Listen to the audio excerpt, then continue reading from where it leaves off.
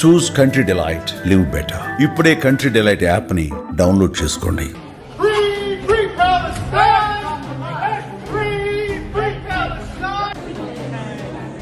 America రాజధాని Washington నగరంలో Israel రాయబార కార్యాలయానికి చెందిన ఇద్దరు ఉద్యోగులు దారుణ హత్యకు గురయ్యారు. యూదు మ్యూజియం సమీపంలో బుధవారం రాత్రి జరిగిన ఈ కాల్పుల ఘటనను ఇజ్రాయెల్ అధికారులు యూదులపై జరిగిన ఉగ్రదాడిగా అభిప్రాయపడ్డారు. ఈ ఘటనపై FBI, స్థానిక పోలీసులు సంయుక్తంగా దర్యాప్తు చేస్తున్నారు. ఈ ఘటనపై ఐక్యరాజ్య సమితిలో ఇజ్రాయెల్ తీవ్ర నిరసన వ్యక్తం చేసింది. అమెరికా, ఇజ్రాయెల్ అధికార యంత్రాంగాలు ఈ కేసును సీరియస్ గా తీసుకున్నాయి.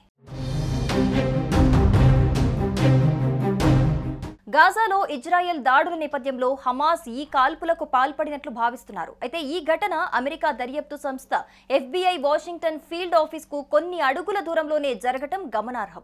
అమెరికా హోంల్యాండ్ సెక్యూరిటీ కార్యదర్శి క్రిస్టీ నోబ్ ఎక్స్లో ఈ విషయాన్ని ధృవీకరించారు. ఘటనపై పూర్తి స్థాయిలో దర్యాప్తు కొనసాగుతోందని, ఫెడరల్, స్థానిక పోలీస్ విభాగాలు కలిసి విచారణ జరుపుతున్నాయని తెలిపారు. ఈ ఘటన తర్వాత స్థానిక పోలీసులు, US క్యాపిటల్ పోలీస్, ఇతర భద్రతా సంస్థలు ఘటనా స్థలంలో భారీగా పోలీసు వాహనాలు, భద్రతా సిబ్బంది ఆ ప్రాంతంలో పెద్ద ఎత్తున కనిపించారు. ఈ క్రమంలో US అటార్నీ జనరల్ పామ్ బాండి ఘటనా స్థలానికి చేరుకున్నట్టు తెలిపారు. బాధితుల కుటుంబాల కోసం ప్రార్థనలు చేసినట్లు ఆమె వెల్లడించారు. అదే సమయంలో హోంల్యాండ్ సెక్యూరిటీ సెక్రటరీ క్రిస్టీ నోయెం ఈ దాడి చేసిన వ్యక్తిని న్యాయస్థానంలో నిలబెట్టి తగిన శిక్ష పడేలా చేస్తామని ఆమె ఎక్స్లో వెల్లడించారు. Washington DC metropolitan police department ఎక్స్లో ఈ ఘటనను ధృవీకరిస్తూ దర్యాప్తు కొనసాగుతోందని తెలిపింది.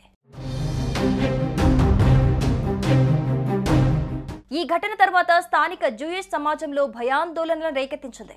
Capital Jewish museum Washington DC ప్రాంతంలో జూయిష్ ఒక ముఖ్యమైన సాంస్కృతిక కేంద్రంగా ఉంది. అయితే ఈ దాడి ఆ ప్రాంతంలో భద్రత ఆందోళనలను మరింత పెంచింది. ముఖ్యంగా ఇది FBI కార్యాలయానికి సమీపంలో జరగటం చర్చనీయాంశంగా మారింది. దర్యాప్తు అధికారులు ఈ ఘటన వెనుక ఉన్న ఉద్దేశాలను, దాడి చేసిన వ్యక్తి నేపథ్యం గురించి ఆరా తీస్తున్నారు. ఈ దాడి యూదు సమాజంపై లక్ష్యంగా జరిగిన దాడిగా భావిస్తున్నారు. ఈ ఘటనపై అమెరికా అధ్యక్షుడు డొనాల్డ్ ట్రంప్ గట్టిగా స్పందించారు. జెవిష్ మ్యూజియం ఘటనపై దిగ్భ్రాంతి వ్యక్తం చేసిన ఆయన బాధిత కుటుంబాలకు ప్రగాఢ సానుభూతి ప్రకటించారు.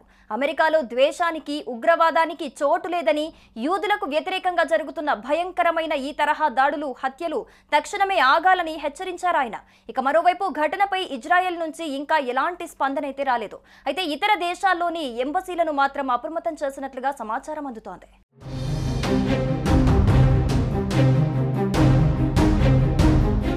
సుమన్ టీవీలో మీ పర్సనల్ అండ్ బిజినెస్ ప్రమోషన్స్ కోసం కింది నెంబర్కి కాంటాక్ట్ చేయండి.